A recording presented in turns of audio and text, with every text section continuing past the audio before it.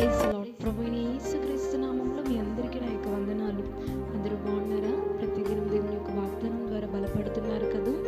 అలసిపోయిన మన జీవితంలో ఒక జీవాన్ని, ఒక బలమును పుట్టించేది కేవలం దేవుని యొక్క మాట. ఆయన ఇచ్చే ధైర్యాన్ని దినదినము పొందుకుంటున్నారని ఆశిస్తున్నాను. మరి ఉదయకాల సమయంలో దేవుని యొక్క వాక్యాన్ని చదువుకున్నాము. దానియేలు గ్రంథము 6వ అధ్యాయము 16వ వచనం. నీవు అనుదినము తప్పక సేవించిన నీ దేవుడే నిన్ను రక్షించును. ఆమేన్. చాలా చక్కటి వాగ్దానాన్ని దేవుడు మనకు అందించి ఉన్నాడు. మనం సేవించిన దేవుని మనం తప్పక సేవిస్తున్నాం, మానక సేవిస్తున్నాం, ప్రతిదినము సేవిస్తున్నాము.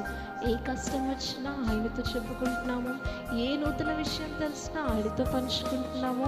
ఎలాంటిదైనా ఏ యొక్క సమస్యకు పరిష్కారమైన ఆలోచన అయినా ఏదైనప్పటికీ ప్రతిదీ మనము ఆయన్ని అడుగుతున్నాము, ఆయన యొద్ద నుండి పొందుకుంటున్నాము.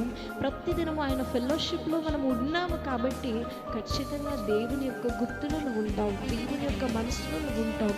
అనుదినము మానక ఆయన సన్నిధిలోనికి వెళ్ళి ఆయన దగ్గర ప్రార్థనలు మీరు గోజాడుతున్నారు కాబట్టి అంత తొందరగా ఆయన మర్చిపోడు. కాబట్టి మీ కష్టాలు బాధలు వచ్చినప్పుడు ఏ దేవుని అంటే యేసుని మీరు ప్రతిదినం ప్రార్థిస్తున్నారు కదా, ఆ దేవుడు మిమ్మల్ని మర్చిపోకుండా ఖచ్చితంగా మీ జీవితంలో మేలు చేస్తాడు.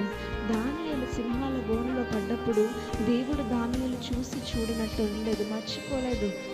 దానియేలు దేవుడిని తప్పక సేవించను, మానక ముమ్మారు ప్రతిదినము ఆయన ప్రార్థించాడు కాబట్టి దానియేలును దేవుడు కాపాడాడు. సింహాల గుహలో నుండి విడిపించి దానియేలునికి విరోధముగా ఉన్న సింహాల నోళ్ళని దేవుడు మోయించి ఉన్నాడు. ఈరోజు నీకున్న సమస్యల చేతిలో నుండి నిన్నెవ్వరూ విడిపించలేదేమో, కానీ నువ్వు అనుదినము ప్రార్థిస్తున్నావు కదా, అనుదినము కన్నీళ్లు గారుస్తున్నావు కదా, ఆ దేవుడు మాత్రం తప్పక నేను ఖచ్చితంగా రక్షించగల దేవుడై ఉన్నాడు. ఎంతోమందిని ఆయనను సేవించి ప్రార్థించిన ఎవరిని కూడా విడిచిపెట్టిన ఆధారాలు ఆనవాళ్ళు ఎక్కడా లేవండి. ఆయన ఖచ్చితంగా ప్రతి ఒక్కరిని గుర్తుపెట్టుకొని గాఢాంధకారపు లోయనానికి వెళ్ళి ప్రభువాని మొరపెట్టినప్పటికీ కూడా దేవుడు ఆ లోయలో నుండి దేవుడు విడిపించి రక్షించాడు. ఆ రీతిగా నువ్వు ప్రార్థిస్తున్న దేవుడు నిన్ను మర్చిపోడు.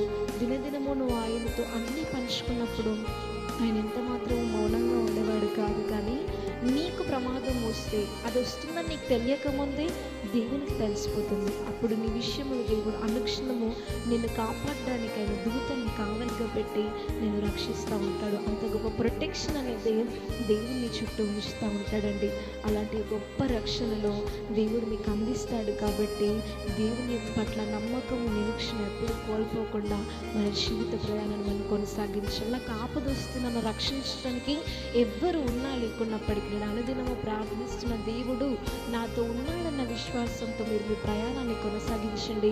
మీ విశ్వాసము కొలది మీరు సమస్యల నుండి రక్షించబడ్డమే కాకుండా ఇంకా సమస్యల్లో ఉన్నవారిని కూడా రక్షించే సమర్థతని దేవుడు మీకు అందిస్తాడు. ఆమె ప్రార్థన చేసుకుందాం.